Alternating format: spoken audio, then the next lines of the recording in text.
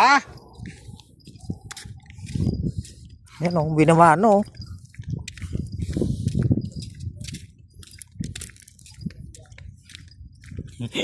Binamano. Oo, Dod. 4 fingers. Yan ang magandang spinning rod.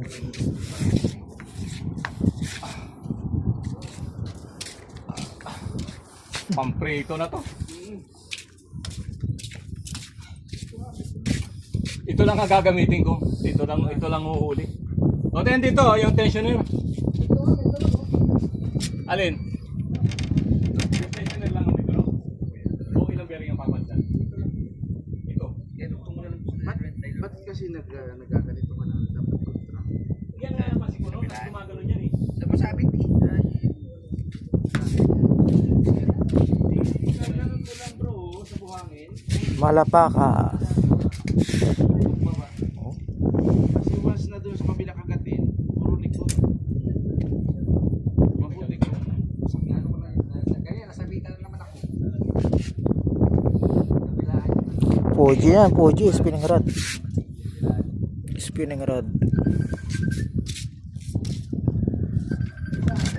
Ito bro, Yan. buti meron akong ganito na ano. Bigyan na sa akin to, ng taga Toyota, saka yung berde. Ano yan? Tension bearing. Sabi niya sa akin bro, ito ang unang sisira sa sasakyan. Ito, sigurado kailangan mo to. Ilagay mo lang yan. Tapos ito yung belt, ito yung gagawin mo ito.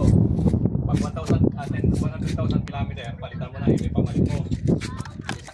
Oo, yung shock naman, hindi niya pwede ibigay sa akin ano kasi hahanapin yung replacement.